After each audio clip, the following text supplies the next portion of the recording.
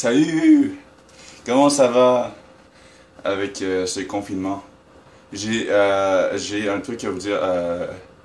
J'ai failli aller faire le test de la COVID parce que ma... Bref. Écoute, tout ce qu'il y a à dire, c'est que j'ai survécu au test. Sans y aller. Aujourd'hui, on se retrouve pas pour du gameplay ou bien X autre raison. En fait, j'avais envie que vous posiez des questions, que je puisse y répondre. Alors voilà, c'est ça, je fais une petite FAQ. C'est parti pour la première question. Qui est Jocelyne qui me pose la question, quel est le pouvoir des anges? Alors si t'entends par le pouvoir des anges, moi, le seul pouvoir que j'ai, en fait, c'est vraiment d'être agaçant envers les autres, hein, d'être complètement con parfois.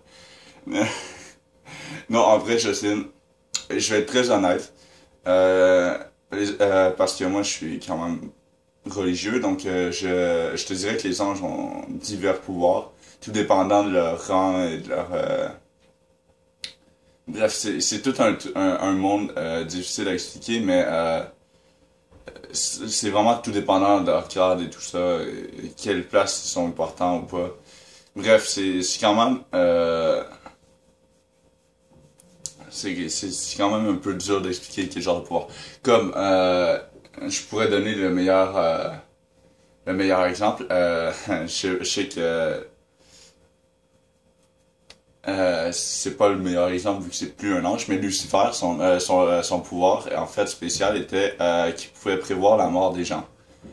Euh, il a perdu ce pouvoir-là après sa chute, bien entendu. Mais c'est ça, c'était son pouvoir parce qu'il était très important. Puis bref, c'était son pouvoir. Je sais pas trop quoi te dire là-dessus, Justin. Écoute, fait que j'espère que ça a répondu à ta question. Laisse-moi un commentaire si oui. Et on va passer immédiatement à la prochaine question.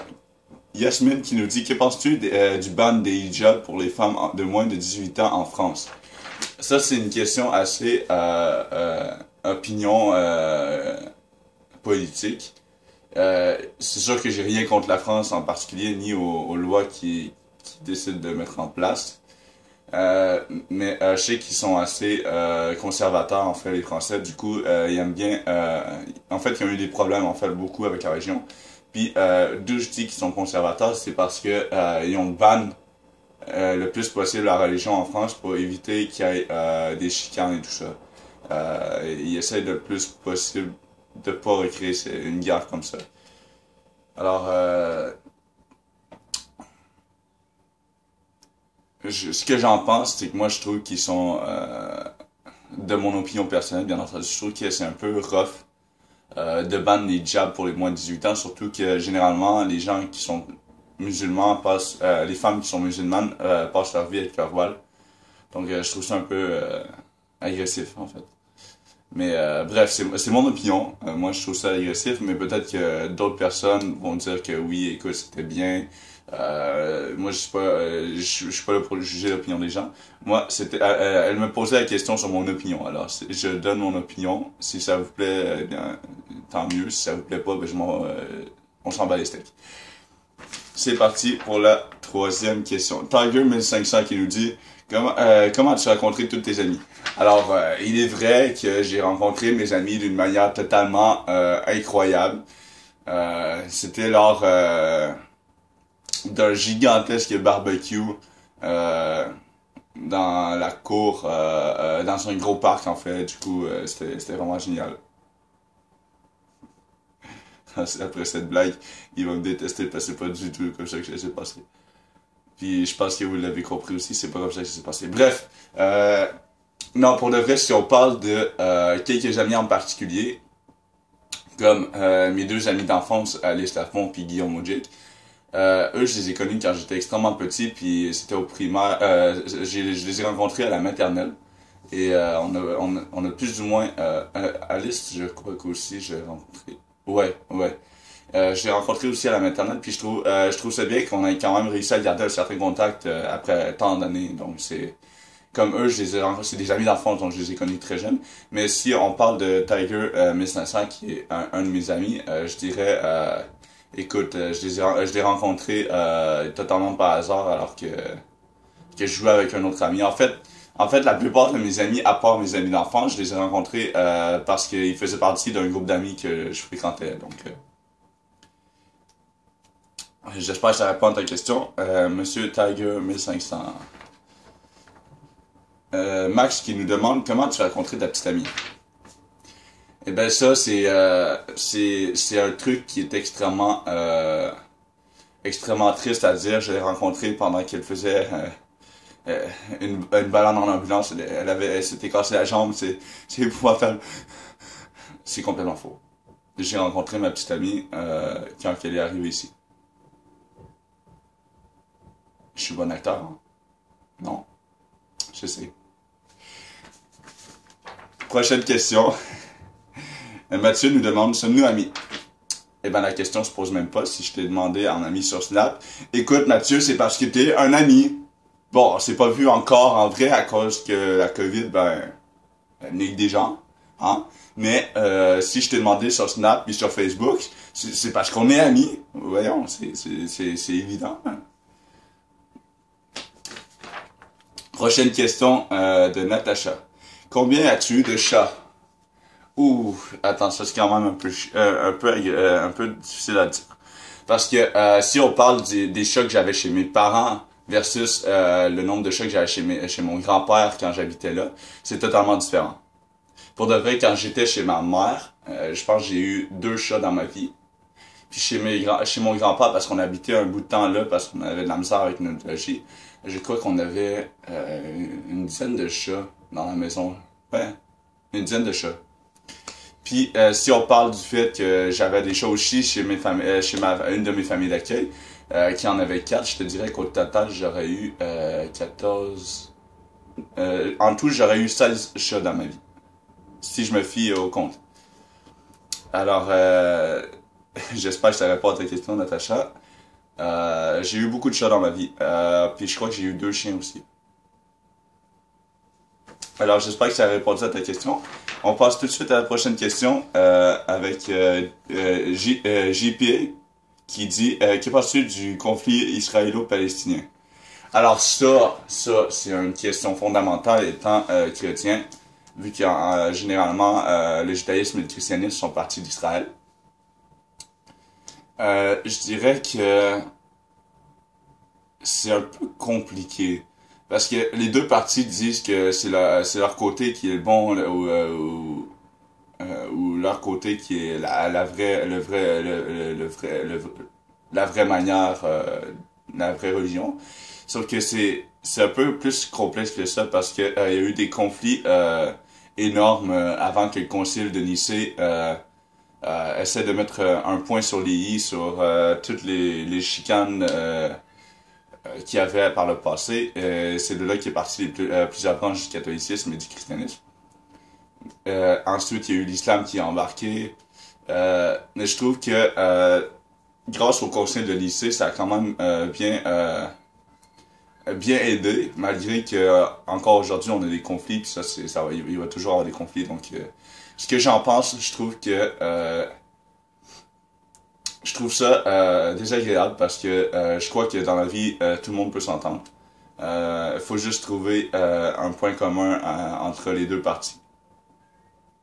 Mais je trouve ça vraiment triste que deux puissances religieuses se chicanent comme ça. Bref, passons à la prochaine question. Maxime qui nous dit quel est ton fruit et ton légume préféré et pourquoi? Moi mon fruit